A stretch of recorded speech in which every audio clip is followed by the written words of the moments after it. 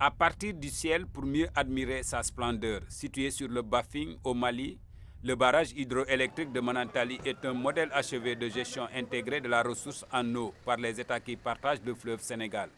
Nous recensons tous les besoins d'usage du fleuve, donc notamment en consommation humaine et animale, et tout autre besoin que les États nous indiqueront.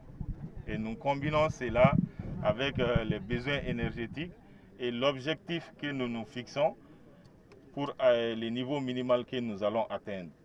Dès que ces objectifs sont fixés, nous avons la commission permanente des eaux qui valide ce programme et à partir de ce programme, toute l'année, c'est ce programme que nous suivons. D'une longueur de 1460 mètres, il a un réservoir estimé à 11,27 milliards de mètres cubes. Son lac a une superficie de 470 km². C'est un ouvrage qui joue plusieurs fonctions. D'une part, la production de l'énergie hydroélectrique. Avec une puissance installée de 200 MW, il produit en moyenne 800 GW par an.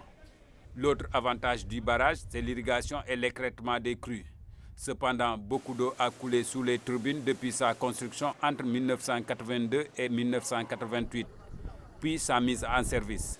La visite nous a permis de constater qu'il y a une urgence à entreprendre des travaux de maintenance de ces ouvrages. Et je dois indiquer que le Conseil des ministres a pris comme résolution des directives qui ont été données aux directeurs généraux de la CEMAF et de la SOGEM pour entreprendre sans délai les travaux d'urgence. Ces travaux d'urgence permettent de sécuriser et le barrage et la centrale hydroélectrique et permettent d'assurer la continuité de l'alimentation des pays de l'OMVS en électricité. Des problèmes urgents qui seront pris en charge par la société de gestion de Manantali, SOGEM, et la société d'exploitation de Manantali et Felou, CEMAF. Mieux, d'autres sources d'énergie propres seront explorées. Nous sommes en train de travailler pour installer du solaire, donc pour faire du mix.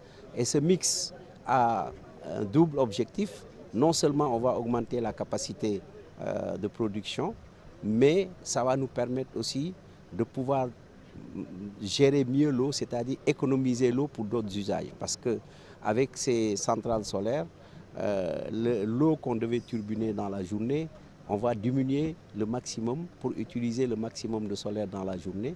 Une visite riche en enseignements qui a permis aux délégations de s'enquérir de la situation au niveau du barrage de Manantali. Un bijou précieux pour lequel les autorités appellent à une meilleure préservation par l'ensemble des parties prenantes. Au niveau international, l'OMVS joue un rôle d'avant-garde. Un rôle d'avant-garde dans le sens où également tous nos chefs d'État se font confiance et ensemble travaillent pour leur population. Pour la qualité du produit, mais également à chercher à réduire le prix de l'électricité auprès des populations. Remercier très sincèrement le ministre Seydou Lamine Traoré pour toute la disponibilité dont il a fait montre pendant cette visite.